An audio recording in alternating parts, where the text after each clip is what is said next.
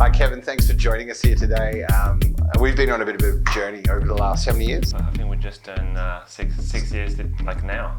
And you got a bit of an accent there. Where are you from originally? Yeah, I'm originally from Belgium in Europe. And how long have you been in Australia? It's gonna be probably about 13 years, 14 years. Tell us a bit about your background. Yeah, so I did a career in sound engineering for a decade, touring internationally with like Australians, some of Australia's biggest band. And then, I guess I just wanted to, after a decade done, it was time to kind of think about the next step. And I wanted to be a bit more home-based. And so, I then ventured into the technology space. And when COVID happened and everything stopped, I decided to make use of that time and went back to study studied technology. So, and what drew you to technology? The power to impact people, like the power to change life. Basically, I'm not really I would say a handyman myself, but I feel like in the digital sphere, I can be that handyman sort of thing.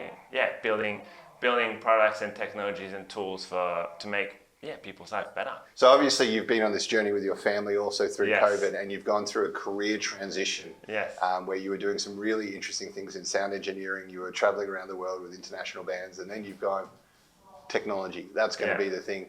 How did you actually transition in that career to technology? Yeah, so I did a what they call a boot camp, which is basically 9 to 5, like round the clock study for 3 months through a place called General Assembly. Luckily they were based in Melbourne, but at the time it was obviously COVID, so we did it all from home. It was really fun and really good to learn about it. Yeah. I remember at the time we were running Smart Studio and we were working machine learning, all sorts of product developments, and we needed more help. And I'm not always the best at hiring junior people. Mm-hmm. We've got some senior engineers here.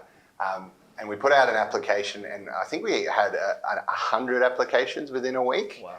It was Yuan from General Assembly, and she must have seen it or something. She said, "I've got a cohort coming through. Would you like to have a look?" Yeah. And I said to her, I was like, "Send me the person who's most creative, right, and who's doing projects on the weekend." Yeah. And she said, "Well, you have to meet Kevin." Yeah, that makes sense.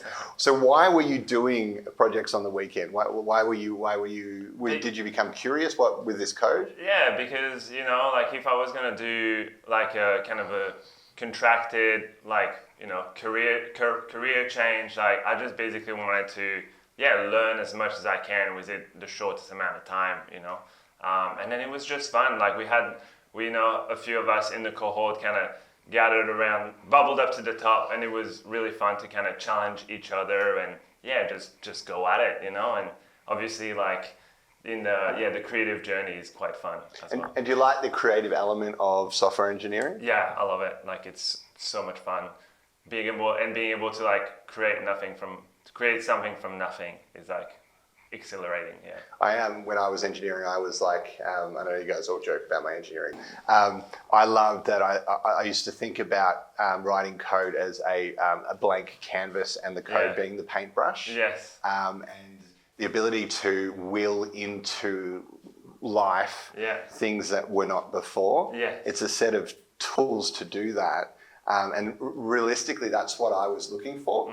Similarly, because I know that people who have a creative flair, they're generally more resilient. They're generally more have a bit more vision in what they're doing. So that's why we asked, for somebody who is really, really creative, and we ended up with you. Awesome.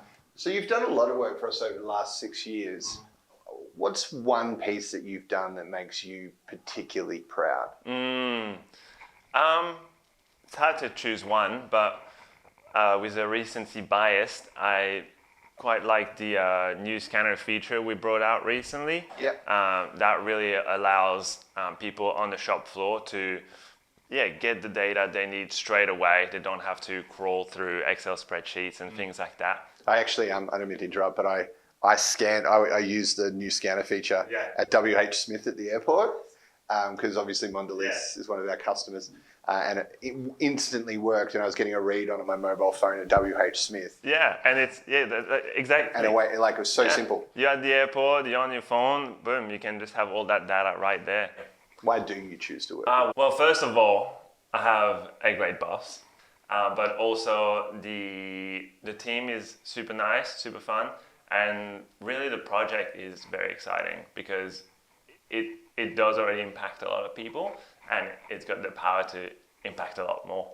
You know, I like that we're doing something very concrete and like for the betterment of humanity. You know, like it's not like a trading app or something like that. Like it's actually making positive impacts like day after day.